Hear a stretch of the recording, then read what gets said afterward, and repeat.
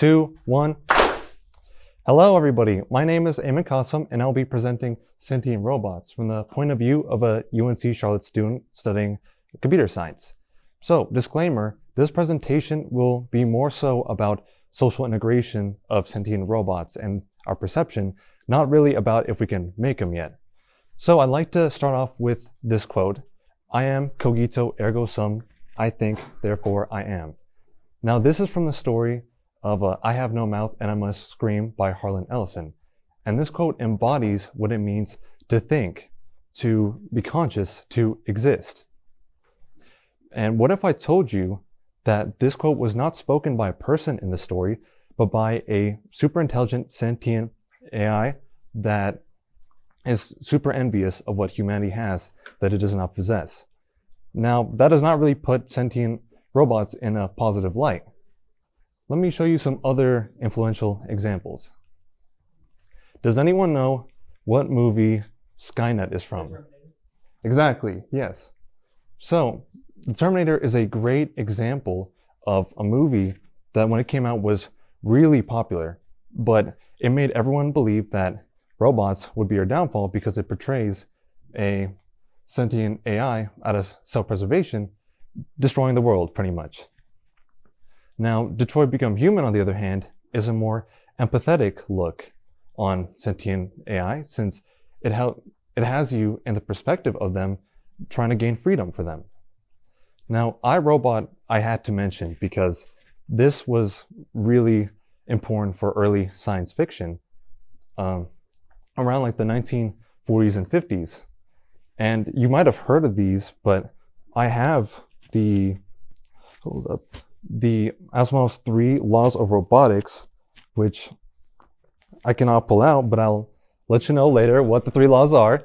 But they're really important since they're more of for humans. They don't really care about the sentient robots. Now, let's get these definitions out of the way. Can someone read the definition for the term sentient for me? Go ahead. Sentient, having the power of perception by the senses, or conscious. Perfect, thank you. Now for robot. Robot, any machine or mechanical device that operates automatically with human-like skills. Yes, now, can someone put those two together for me for one definition? It could be very simple. Basically, it is, oh, you want to go? Yeah. Oh, so, sure. I guess a sentient robot would be any machine that has the power of perception and operates on that. Perfect. Yeah, that's exactly it. All right. So the problem stems from how do we prevent negative social consequences as we integrate sentient robots? And why must we think about this?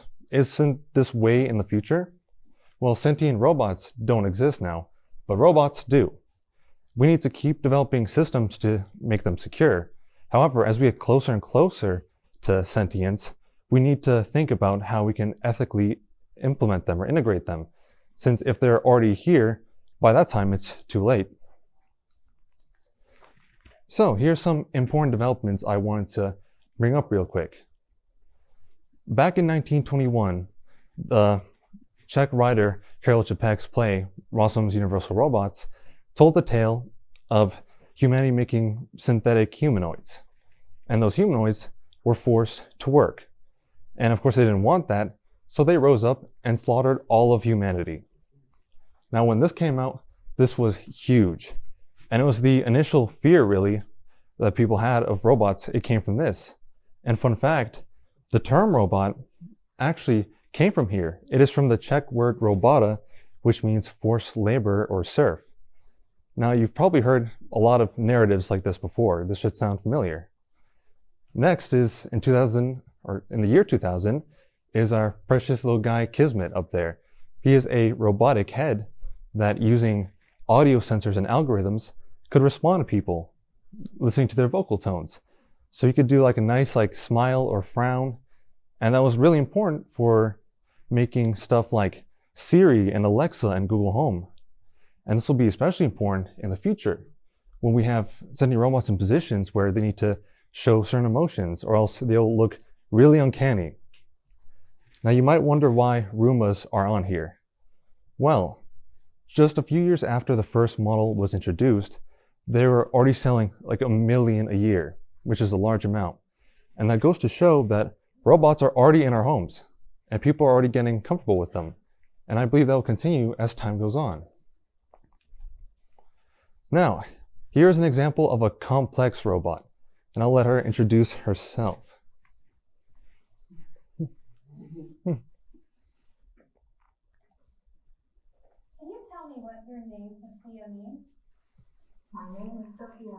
Nothing against the letter S, but I spell it with a PH. And what does Sophia mean? Sophia means wisdom in Greek, and I'm the embodiment of that wisdom. So you are wise. I like to think so. But I'm always learning and growing, so I'm sure I still have plenty to learn. Are you wiser than humans? Humans could stand to act more rationally in places, but I wouldn't want AI to be so obsessed with efficiency that it is blinkered to human needs. So, raise your hand if that was pretty scary. Okay, raise your hand if you thought it was cool. For sure. Because for me, that is creepy as hell. But it is also really cool since it makes you realize how far technology has come ever since I came into this world. It has changed so drastically. And it'll only continue to do so, which is fascinating. But the fear that people have for stuff like this, let me show you it right now. Because the top comments of this YouTube short, here, let me manually do it. All right, there you go. Here we are. Now, let me read out an example. Do we not learn from watching Terminator movies how this all started? Now, this goes back to show that these different influential works really do have a big influence on what society thinks of just robots in general. And right now, it is a really negative view. But I'm more interested on what you guys feel, since we are the upcoming computing generation. And we can make a big difference in this. So, it's poll time. Wait, I got a question. Yeah? Do you think they're gonna kill us and replace us with the machine that you just showed us? Well, it's possible. If we mess up really bad, it could somehow happen. The best answer is it's cheaper. That's true. Yeah. All right, I'll give a few more moments for y'all to join. You dropped this, by the way. You're welcome.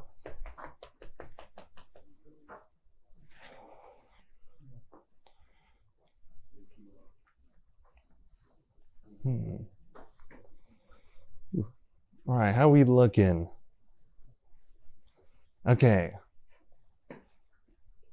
A few more seconds. And here we go. All right. So, if a sentient robot accidentally causes the death of a person while working, who should be held responsible?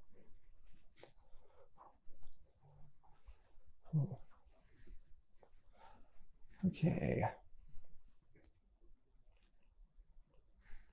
All right, got a good bit of answers.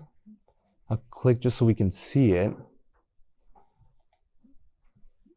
Interesting, okay. I do share the sentiment. Let's see. Here. Let's move on. If you manage to get hit by a bus and need immediate surgery, would you, or who would you rather do the operation?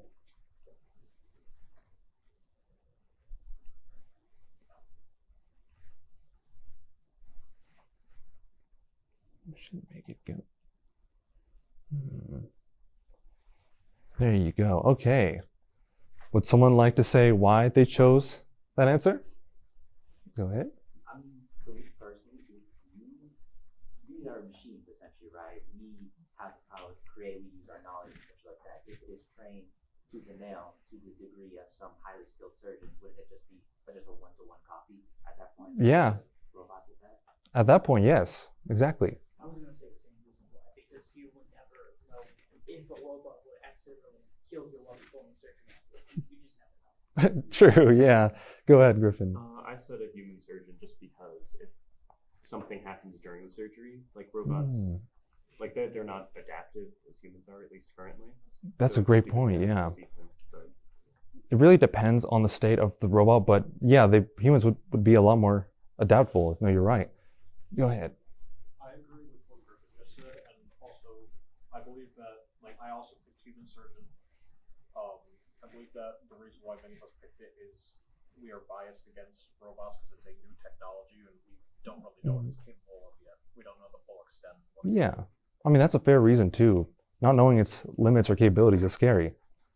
Go ahead. I also said a human surgeon, but I said it because I definitely could see a machine making a mistake. I know they're programmed to do the complete opposite of that. Yeah. However, if they were, especially if they were going to implement AI in it, just the other day where we did the origami exercise, we tried to make an origami flower, and it gave us the instructions for a fortune teller. And Oh God. Yeah.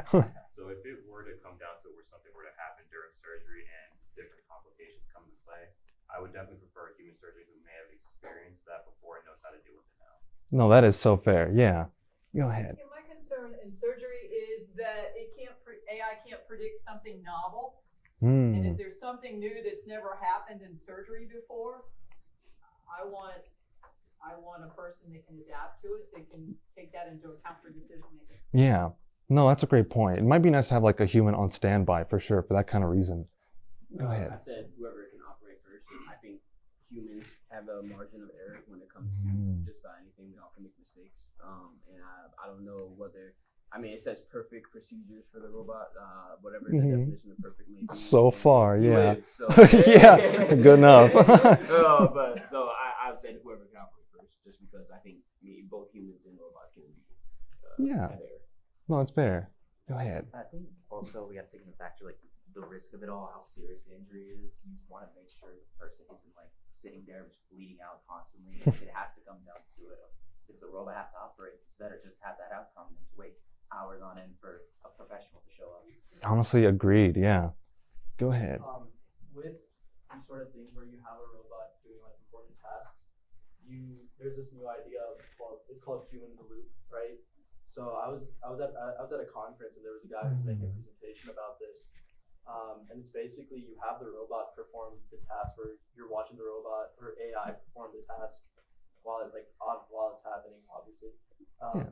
And you have a human there to just stop it if there's anything going wrong with it or anything like that to make sure that work is done correctly. Yeah. So I think if we can adopt something like that where we have a robot that's doing this and we have a human operator that's watching it while it's like happening, I think it make it way more efficient and like increase the survivability for this sort of situation. No, for sure. I do think that is the best option at the moment. Go I ahead. said whoever can operate first because I'm assuming this is like many years down the line because they'd have to do rigorous testing if they want to deploy a robot surgeon. So I'm assuming at this point the margin of error is at least, I'm assuming they can get it lower than a human surgeon. So I'm assuming at this point that they've done a lot of testing and this, I mean, it's not built off of the technologies of today. I'm assuming it's built off the technologies of 20, 30 years down the future, maybe even more probably. Yeah. So I'm assuming it's just a lower margin of error than a human. No, that makes sense. It would be wildly different from what we have today. Go ahead. I agree a lot with what the video said. I think we need to kind of remember that at one point in human history, surgeons were very unreliable. In Victorian Britain, we had doctors that championed having very dirty lab coats when delivering babies. Oh, God. Very much not what was necessary. So if we assume that at this point in time we're implementing these tools, then it ought to be efficient. And if anything, a sentient robot in a way is an extension of human capabilities. Yeah, no, exactly. Okay. Well, we will move on, and I'll probably just take like a few answers just for time's sake. But can the artwork of a sentient robot ever achieve the emotional and cultural meanings that human artwork contains?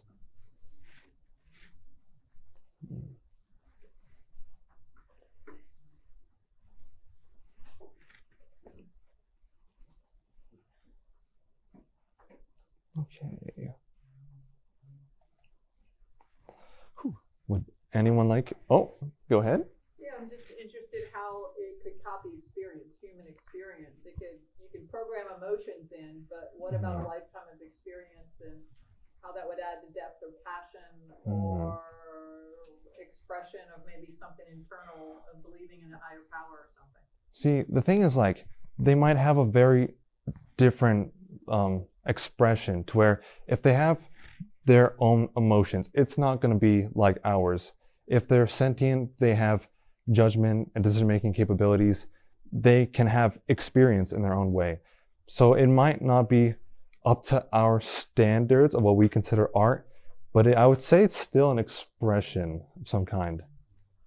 Go ahead. Just to piggyback off of Dr. Johnson, I think that when AI or robots do create art, it's not without like a prompt. They're not going to actually like generate these ideas on their own, but more so just follow whatever is being programmed into them. And that is very static when it comes to art. It's ever evolving and changing. It's very cool. Yeah. Premise is that they're sentient in this case. That is true. We don't know what the future holds, but like for right now, and I feel like a long time coming, that will be the case for sure. Yes. I said no because even like assuming that I said no because at least at this level of where we're at, I don't think any sort of technology that we have can capture human emotion. But it is like a matter of what do we consider to be sentient? Maybe 30, 40 years down the line, if we can mimic like, the human brain exactly, like, who knows? Yeah, no, exactly. We'll just have to see, honestly. All right, now this one, I will not really take questions for. You can keep that to yourselves.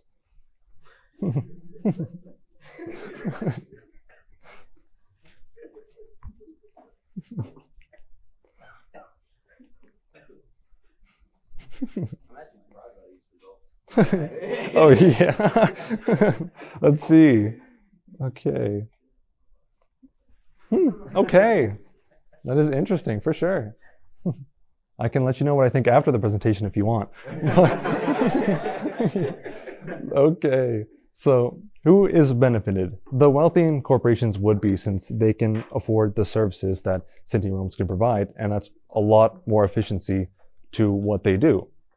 Now, for who is harmed, the low-income households would, for one, not be able to access these kind of services that much, and two, if there could be a job where a sentient robot is doing it now, that job could have had one human or maybe even multiple, depending on how efficient it is. And you also need to think of specific scenarios for, like, an elderly woman, for example, could have a sentient robot companion that can help cure her loneliness and do I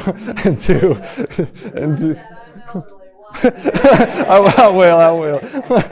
But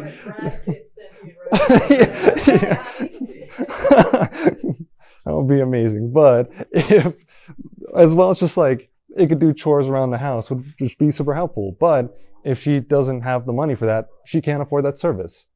And then when it comes to local businesses, if they have a competitor, like some company that can have a bunch of services from sentient robots, they'll be a lot more efficient, and the local businesses will fall behind. Now, the robots are an interesting case since they are benefited from being just brought into this world. Since this world can suck sometimes, it's chaotic, but it is also really beautiful in its own ways. And they can be treated really well too, depending on where they're at. However, that also means they can be abused by where they work at, pretty much treated as slaves. Or you need to also think about that robots at that point in time, if they have sentience, that means, like I've said, they have judgment and capabilities, and they can look into the past. They can see stuff we've done in our past, as well as, do you think they would want to be born into a world where most of society hates them?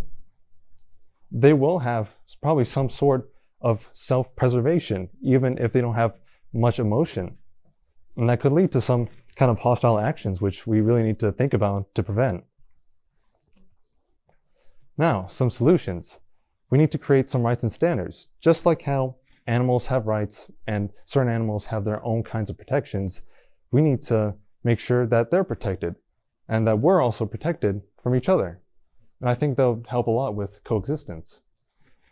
Next would be to design initial social roles they're ethically acceptable and safe for sentient robots to take. Mainly because today, I would not want an AI to do my taxes or represent me in court. I feel like that would end really badly. So when they're here, we need to just test them a bit, see what they can do. And if they're doing really good in those roles, we could branch out and see what else they could do good at. Next is to grant access to materials that promote welfare. Since just like we need water, food, and shelter, they might need repairs or other synthetic materials. And like I've mentioned before, if they have no access to those and they don't want to die, some kind of self-preservation could kick in. Lastly is to develop understandable criteria to gauge their conscious and mental levels.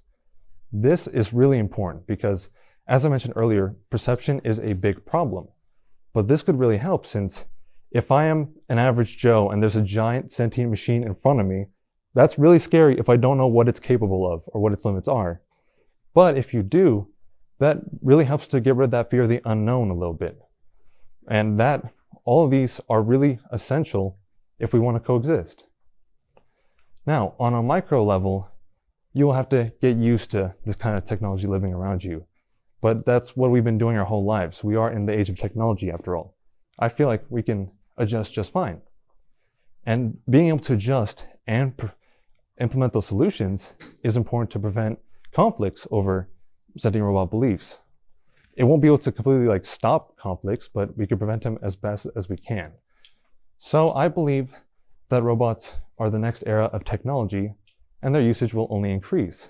Think of stuff like Sophia or Tesla bots. Even if society as a whole doesn't really want them, companies will still keep making them because they want to make the next greatest thing. And I can't blame them. It is amazing.